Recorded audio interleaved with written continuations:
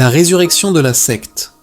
L'histoire s'ouvre sur la visite du prince japonais Shira Jinamiya à la prison où Sensei Amano, le fondateur déchu du tristement célèbre culte d'Hadès, est incarcéré depuis longtemps.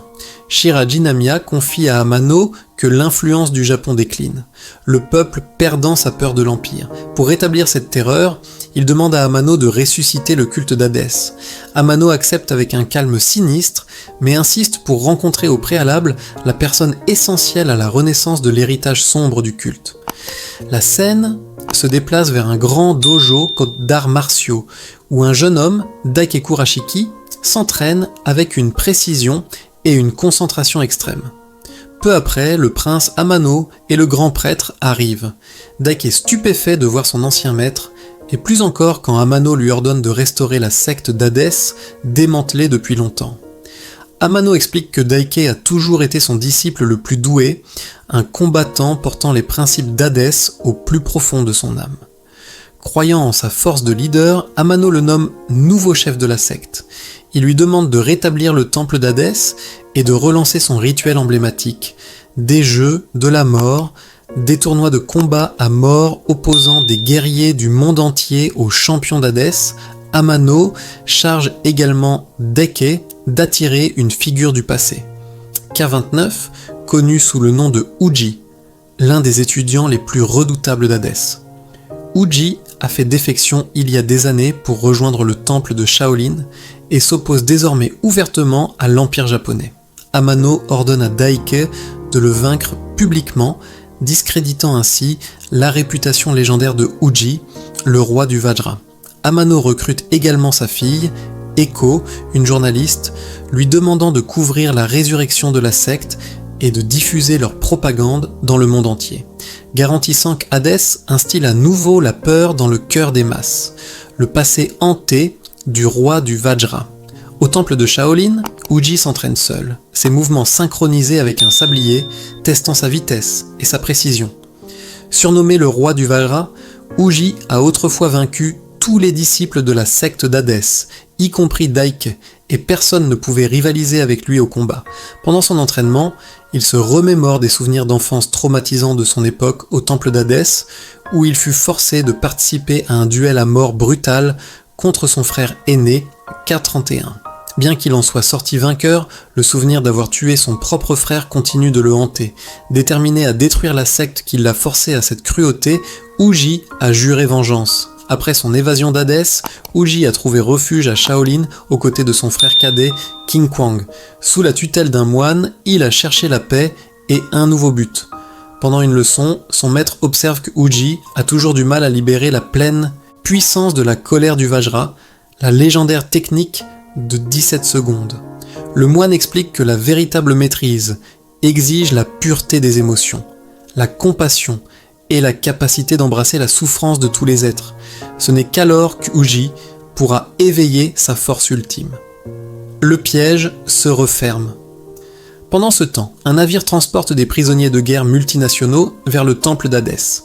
Ces captifs, menés par un homme nommé Bill, sont destinés à devenir les pions des jeux du culte. À leur arrivée, le grand prêtre les accueille et impose les règles de la secte. Se battre jusqu'à la mort, se soumettre et rejoindre la secte, ou périr. Dans l'arène, un combattant nommé Wang vainc un guerrier d'Hadès, gagnant le droit d'affronter le champion colossal Tetsumaku. Bill et ses hommes, qui étaient autrefois des disciples d'Hadès, réalisent qu'ils sont à nouveau piégés dans le cauchemar qu'ils avaient enfui. De retour à Shaolin, Uji et King Kwang sont ébranlés par la mort imminente de leur maître. Dans son dernier souffle, le moine avertit Uji du retour d'Amano, qui ravive la secte d'Hadès et le défie directement. Peu après, une tragédie survient. King Kwang est enlevé par les guerriers d'Hadès. À l'intérieur du temple, les enfants enlevés, y compris King Kwang, sont marqués de numéros sur les bras, comme leurs prédécesseurs, et sont endoctrinés à la brutale philosophie d'Hadès. Daike lui-même s'empare de King Kwang, le narguant et l'abusant pour briser son esprit. L'arrivée du justicier Uji se prépare à la confrontation. Portant un cercueil en bois sur son dos, il se rend sur l'île du temple.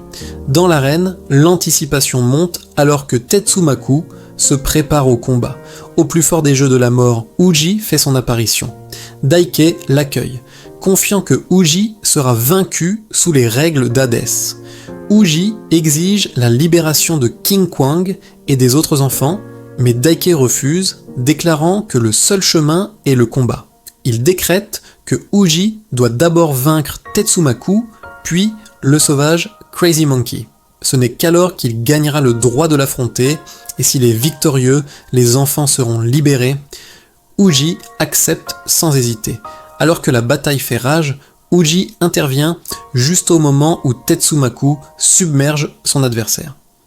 Le vieil homme reconnaît Uji comme le roi du Vajra, mais il est tragiquement abattu par Tetsumaku avant que Uji ne puisse le sauver.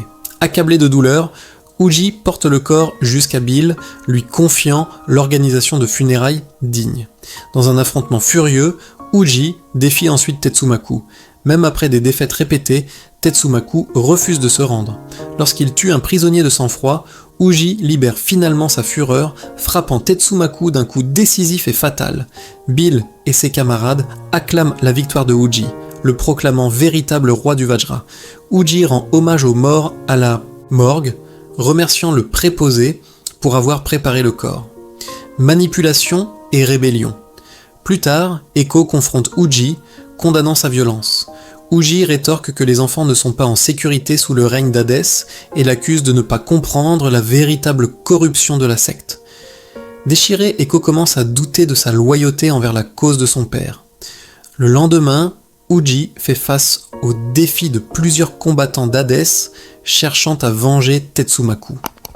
Lorsqu'il tente d'utiliser des armes, Daike intervient avec colère, décrétant que les duels à mort doivent rester non armés, un principe fondamental d'Hadès. Il les avertit d'une punition sévère s'ils défient à nouveau cette règle.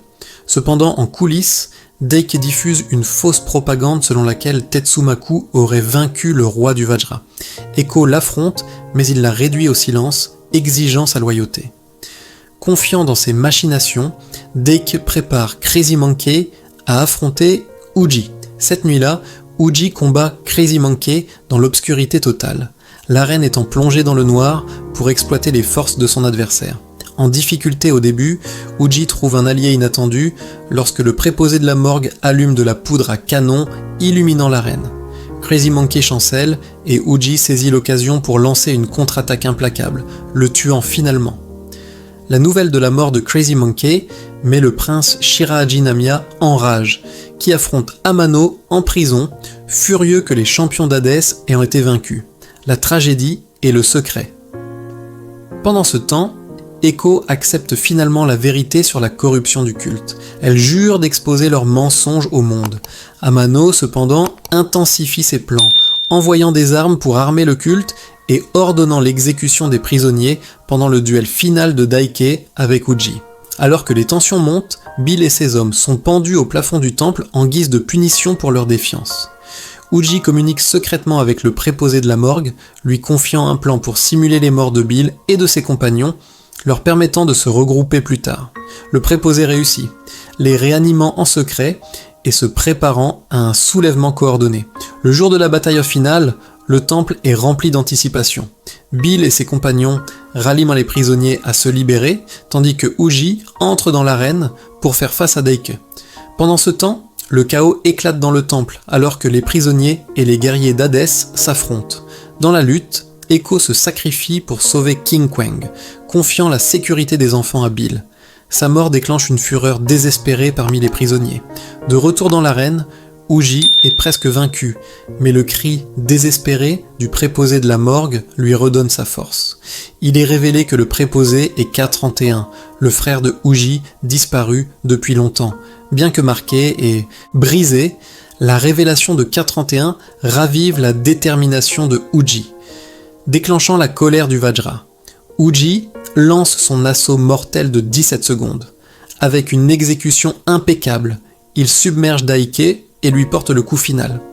Simultanément, Bill tue le grand prêtre, faisant tomber le dernier pilier du pouvoir de la secte.